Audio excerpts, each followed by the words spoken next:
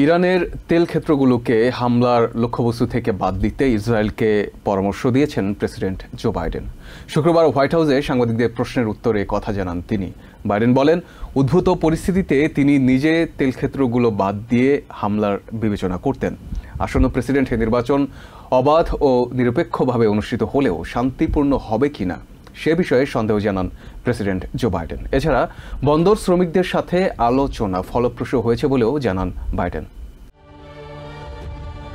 দেশের বন্দর শ্রমিকদের সাথে কয়েক দফা আলোচনার মাধ্যমে ইস্ট ওয়েস্ট এবং গালফ পোর্ট সহ অন্যান্য বন্দর খোলা রাখতে কার্যকর উদ্যোগ নেওয়া হয়েছে বলে জানান প্রেসিডেন্ট জো বাইডেন।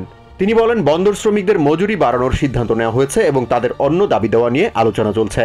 ইসরায়েলের উপর ইরানের ক্ষেপণাস্ত্র হামলার পর পাল্টা হামলা সম্পর্কে তেল আভিভ কিছুই জানায়নি উল্লেখ করে বাইডেন বলেন, ইরানের তেল ক্ষেত্রগুলোকে হামলা না চালিয়ে ইসরায়েলের বিকল্প চিন্তা করা উচিত। তিনি বলেন, উদ্ভূত পরিস্থিতিতে তিনি নিজে তেল ক্ষেত্রগুলো বাদ দিয়ে হামলার বিবেচনা করতেন।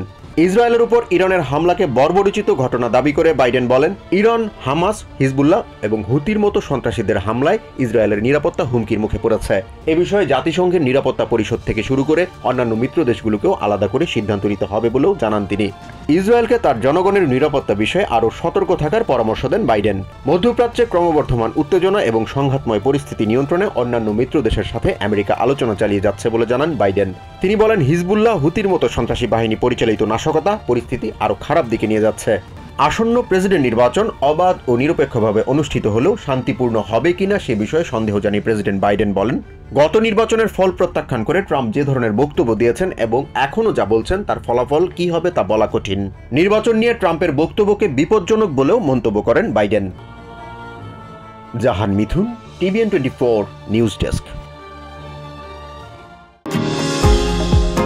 নিউ ইয়র্ক থেকে সম্প্রচারিত TVN 24 টেলিভিশন বিশ্বজুড়ে বাঙালির কণ্ঠস্বর।